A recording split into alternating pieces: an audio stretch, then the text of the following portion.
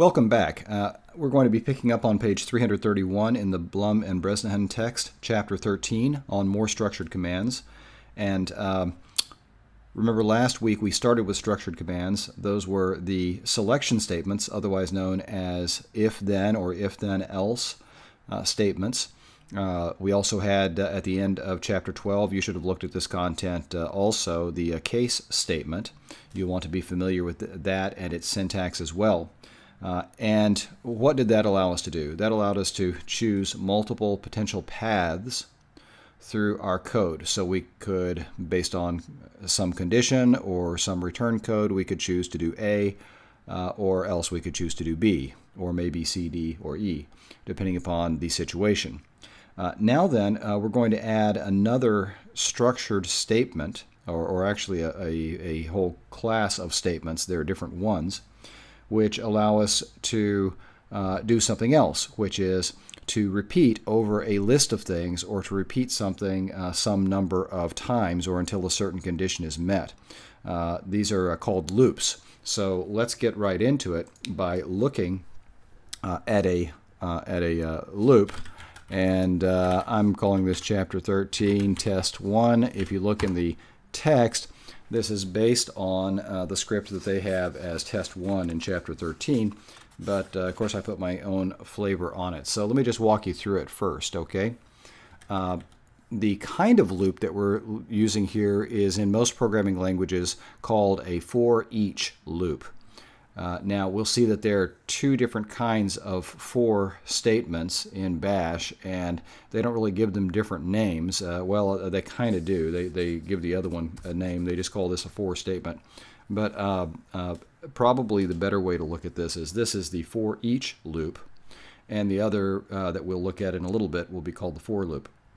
So why do I say for each? Well, that's the way I would pronounce this line that my cursor is on right here. I would say for each state in, and then I have a list of things here, do the following thing, and then you see that the for loop is concluded with the word done.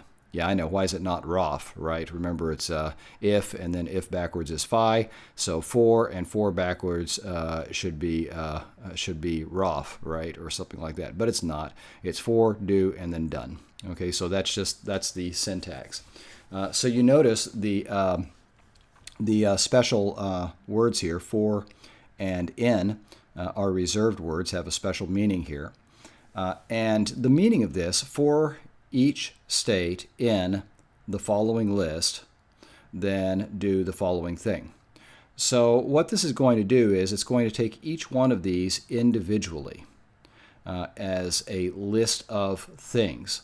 And notice, I have them here just in a line, on the same line, indicating a list. We'll see we can get more sophisticated with this later and use this in a lot of interesting ways. But for now, in turn, it's going to take the first thing in the list, Texas, and it's going to do whatever it's supposed to do with that. I haven't even talked about this line yet. We'll talk about it in a minute. Then it'll come back, it'll take the next one in the list, and it will do the same thing. Then it will take the next one in the list, so forth and so on, until it gets to this one. It'll do whatever it's supposed to do, and then it'll come back and say, oh, there are no more to do.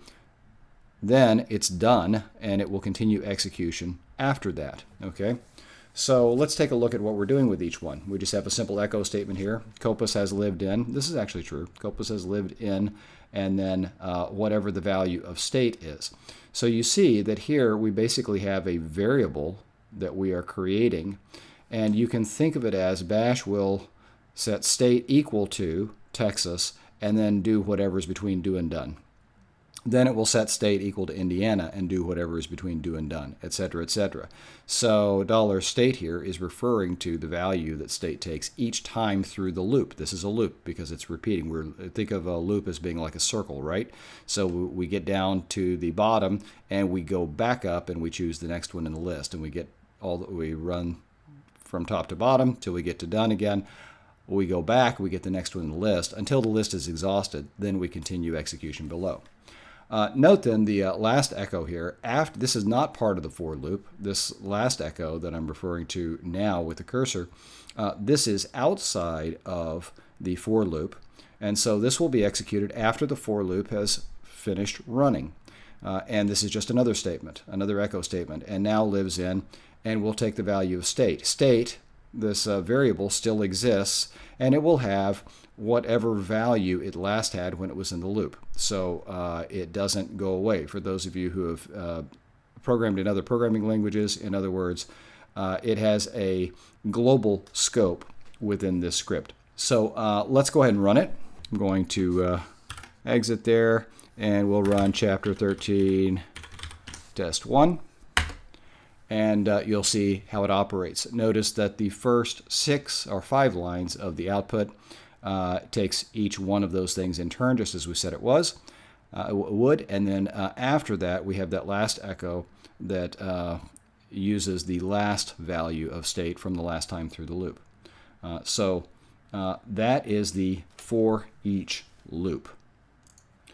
Now, as we'll see here before very long, this is extremely powerful because we can, of course, make a list just like that inside the script file, but as it turns out, we can also have Bash generate some lists for us. For example, we can basically, with this same syntax, say, for all of the files in a directory, do such and such. And it's a very easy syntax, very easy to learn how to do that. Let's take a look at the next script, and we'll see how else we might be able to use this. This is just a slight enhancement over the last one. Notice in this case I have my states designated with a string beginning and ending. Still, it's going to split these up based on white space between them, and I'll remind you how we can specify what characters divide things here in a little while.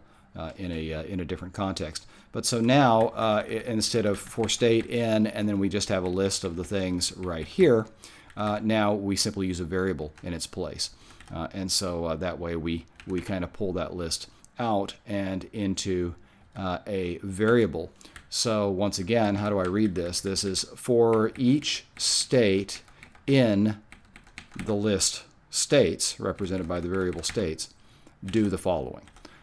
And in each case, the variable state right here refers to the variable state, which represents one of the members of that list. So no huge change, just note that you can extract those into variables. Next thing is, perhaps we would like to use an input file, some data file or some other file that exists on the system, and use that instead of having a list that's defined in our script. And you can anticipate where this is going in the next chapter. It'll be next week, but we'll learn how to deal with user input to scripts. And maybe we even allow a user to specify an input file or something like that for a script. But in this case, we're specifying the input file here. My input file is called data file. And notice what I'm doing here. I'm running this, I'm doing command substitution, right? Using the cat and data file command right here. So what is that going to do? That's going to just dump out the contents of data file. That is getting stuck into a temporary variable here, and components is being set equal to whatever that is. So what does, in this case, what does components become? It becomes a list that consists of all the different things that are in that data file. We'll look at the data file here in a second. And then I've established another variable, number, which I've set to 1. And so what are we doing here? For each component in components, do the following. Echo first the number, remember that started at 1, right? And then a colon, and then whatever that component is. And then I use this syntax that we learned from last chapter, right, to increment the value of number. So see, when number was 1, it becomes, remember we have the double parentheses syntax here to do a numeric expression. And so number plus 1, well, when it was 1, it becomes 2, right? And so number now equals 2. And the next time through, since number is 2, then number plus 1 becomes 3, and so number equals 3, etc., etc. So basically, we're giving each one a line number. Let's go look at that data file, see what that looks like. And here they are. I was just thinking of different categories of electronic components when I made the list. Okay, resistor, capacitor, diode, inductor, AND gate, OR gate, NOT gate, okay, etc., etc. And so let's see what we get. And here's the output that we get. Notice our line numbers work just perfectly. 1, 2, 3, 4, 5. We're incrementing those to 16. Resistor, capacitor, diode. But we have one little problem here, and that is, notice that in my data file, the intention here was that an AND gate is one thing. That's not two things, that's one thing in electronics. And an OR gate is one thing. And so I have each of these on one line, you notice that? But I wanted an AND gate to be one thing, but notice what my script did. It broke it up into multiple things. Why did it do that? And how can we get around that? Let me show you what we can do, because I have another version of this where we kind of fix this issue. This looks exactly the same as the last one here, right? Components is going to be the list created when we catenate that data file to the output and grab that. Number is 1 as before. And our for loop right here is basically the same thing. But now we're going to add something else. We learned once before, it may have been 2 or 3 weeks ago, I can't remember how long or exactly where it was in the book, but IFS is a global variable, a built-in environment variable that indicates what character we use to specify the separation between different things. Now, it's set by default to observe things like white space. That would include a new line character, like when you hit enter on the keyboard, a space, like when you hit the space bar, or a tab, like when you hit the tab key, right? Those would be the defaults. And what we want to do is we want to change the character that we're using to specify, because remember our problem, let me just exit real quick. And remember our problem as we look at this file. If I say that any of those, a carriage return or new line character as it's known, which means, you know, like pressing the enter key to go to the next line, that's how I separated these, right? But I also have some things like AND gate that have a space in there. So if it's saying, hey, if there's a space, that's a separation between things that we want to pay attention to and break that into two different things, then my code is not going to work right, as you see here. It breaks it into separate things. So how do I get it to associate those? Well, I want to tell it, you know what? Let that new line character, which is the same as the carriage return or hitting enter on your keyboard, let that be the divider between different things, but not spaces and not tabs and not other stuff. Let's let it only be that enter key, so to speak, okay? And so how do I do that? Well, that's done on this line right here, where I set IFS to be something else. Basically, this is a shorthand way of saying we'll let it be whatever this evaluates to right here, and this is a new line character, okay? So IFS equals this.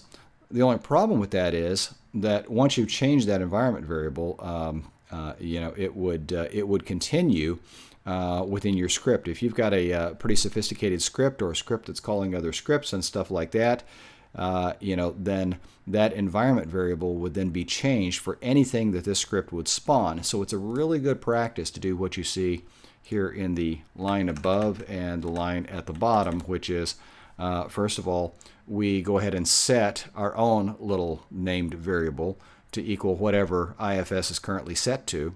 And then at the end, you see, we change IFS back to what it was before. Okay, so basically we're just saying, hey, hang on to that, whatever it was before, I want to change it back when I'm done, but in the meantime, I need it to be something else. And so now, how does that change things?